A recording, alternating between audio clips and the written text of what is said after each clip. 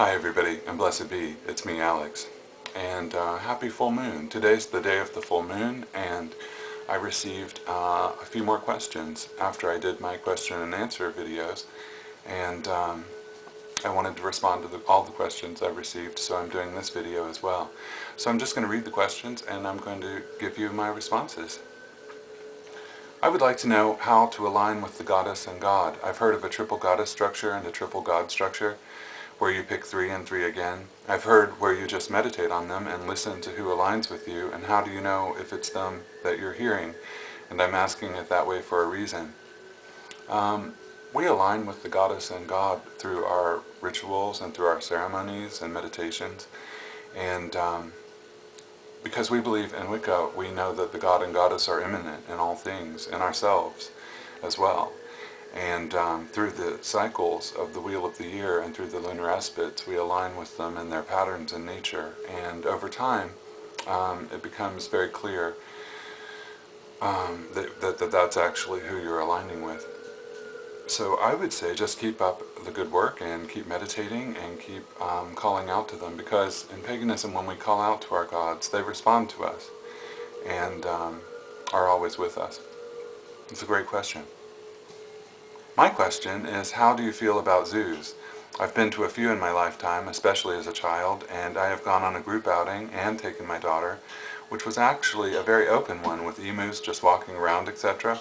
Although I spent the day in awe, I always come away feeling very depressed. I'd love to hear your opinion on them. I have very mixed opinions about zoos. On the one hand, I feel like that they do a lot of really great work as far as preservation of species. Some zoos are very active in preserving species that are endangered, and of course I support that. But then a lot of it just seems like exploitation of the animals to me, and I don't like that aspect of it. And I've often seen animals there in the cages and everything, and I don't feel like that there's enough room for them or that kind of thing, and I just don't like the whole thing. So I just wish that they would focus more on the preservation aspect of what they do instead of some of the other things. So I have very mixed feelings about them. The next question is, how can you become closer with the God? I'm feeling a real absence of the God in my life. I'm very attached to the idea of the Christian God being loving and father-like, not the Old Testament one. I just feel I will never have the relationship with the Wiccan God as I had with the Christian God, even though I'm no longer Christian. And that's a great question. You know, I think when we leave one religion and we find a new one, that sometimes there's a sense of missing certain aspects of the religion that we've left behind. And as far as the God goes, I think in Wicca, especially in solitary eclectic traditions or feminist traditions even, there's a great focus on the goddess. And I think that that's for lots of reasons, but the primary reason is, I think, because culturally, in many of the cultures on the earth, we have had such a patriarchal bias for so long. And I feel like that with the reemergence of pagan religions, there's a great emphasis on the divine feminine. And I feel like that is something that we collectively are manifesting as a response to the overwhelming bias of the last 10,000 years on the male side of things. The god of Wicca, or the Wiccan god, the Horned One, is a god of love and a god of ecstasy. And he also is the lord of the wild animals and the wild places in nature. And he has rulership over the cycles of physical manifestation. If we look at his mythology through the Wheel of the Year, we see his birth, his maturing, and his death, and then his rebirth again, which is the destiny of all things in the material world.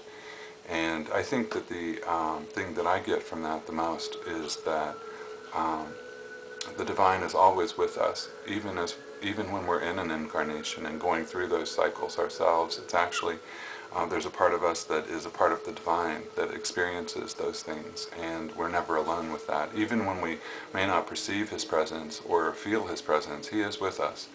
And that's something that I think as time goes on the Wiccan path, it becomes a lot easier to understand the idea of balance between the two, and to to perceive both the presences in our lives? That's such a great question. The last question is, what is the most important lesson you have learned from following Wicca? Why was it important to you? I'd also be interested in hearing about any profound experience you had while in ritual or meditation. That is, if you don't mind sharing one. What is the most important lesson I've learned from following Wicca? I think it was to learn to trust my own perceptions and my own feelings. I think as a Christian I was always taught to trust in things that were outside of myself. And in fact there were times when I felt that the message was that we shouldn't trust our own feelings or perceptions because they might be deceptions of the enemy or something. And the most important lesson of Wicca was that, for me, is that I could trust myself and my own experiences instead of having to agree with others or to just follow blindly what other people were forcing on me. And that was the most important thing, I would say. And why was it important to you? It was important to me because it allows me to have a direct experience of the divine instead of putting up these blocks against those kinds of things. And so yeah, it was a very important thing because it was experiential to me. And I think one of the most profound experiences that I've had, there was one that I had very early on when I performed my initiation after studying when I was first exploring the Wiccan path. And that very night after my initiation I had a dream of the goddess, and I could see her in the dream in the water, this feminine form emerging, and I felt it merging with me. I felt her merging with me, and it was a very deep sense of communion, and it really changed me.